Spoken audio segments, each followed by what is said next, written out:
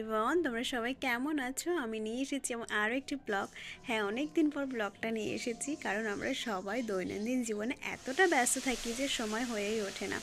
তারপরেও যখন সুযোগ পেয়েছি কেন হাতছাড়া করি। চলো, আমি যাচ্ছি ব্যাঙ্গালোর, সাথে তোমাদেরকেও নিয়ে যাই। চলো, সবাই দেখতেই পেয়ে গেছে ওটা হাওড়া ব্রিজ ছিল, আর এটা হাওড়া স্টেশন, এবং আমাদের ট্রেনও চলে এসেছে। দেখো, 3 ঘন্টা লেট ছিল, তারপরেও আমরা আস্তে আস্তে গুটি গুটি পায়ে এগিয়ে চলেছি থার্ড এসিতে। অ্যান্ড আমার সাথে ছিল আমার কলেজ ফ্রেন্ড। সবাই জানো মেয়েরা একসাথে থাকলে কি হয়, তো এটা আর বলার কিছু নেই। গসিপ গসিপ আর গসিপ।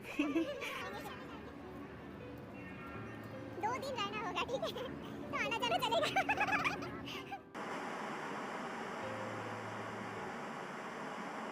দীর্ঘ সময় অপেক্ষার পর ফাইনালি আমরা ভুবনেশ্বর ছাড়ালাম, এবং এই যে প্রাকৃতিক অপরূপ দৃশ্য, আমি জাস্ট তোমাদের বর্ণনা করতে পারবো না, এত সুন্দর।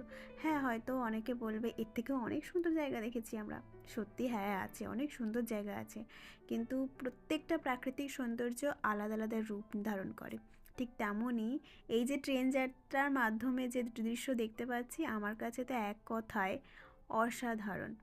আমি সত্যি পাহাড় ভীষণ পছন্দ করি। আমার মতো যারা পাহাড় পছন্দ করো, তারা সত্যি জানো যে পাহাড়, এক কথায় পাহাড় দেখলেই যাকে বলা হয় মন্ত্রমুগ্ধ। আর কিছু না, জাস্ট আর কিছু চাই না আমাদের। সো তোমাদের কার কী পছন্দ অবশ্যই কমেন্ট সেকশনে কমেন্ট করে আমাকে জানাবে। যারা ব্যাঙ্গালোর গেছো তারা আগেই এই দৃশ্য দেখেছো, কিন্তু যারা যাওনি তোমাদেরকে বলছি দেখে নাও। আমি পুরো জার্নিটা তোমাদের দেখাতে পারছি না, কিছুটা তুলে ধরার চেষ্টা করেছি।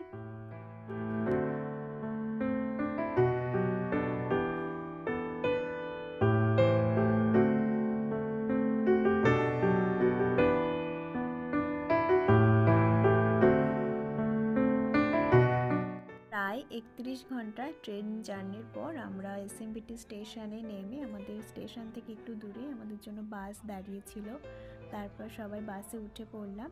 আর দেখো, সবাই এতটা জার্নির পরেও আমরা সবাই মস্তি করছি। আমাদের এনার্জি লেভেল জাস্ট অসাধারণ ছিল। অ্যান্ড দেখো, এরপরে আমরা বাস থেকে নেমে পড়েছি চন্নাপাটনা। চন্নাপাটনাতেই আমাদের গেস্ট হাউস। দেন ফাইনালি পৌঁছে গেলাম। দেখা হচ্ছে তোমাদের সাথে পরের ব্লগে। টাটা।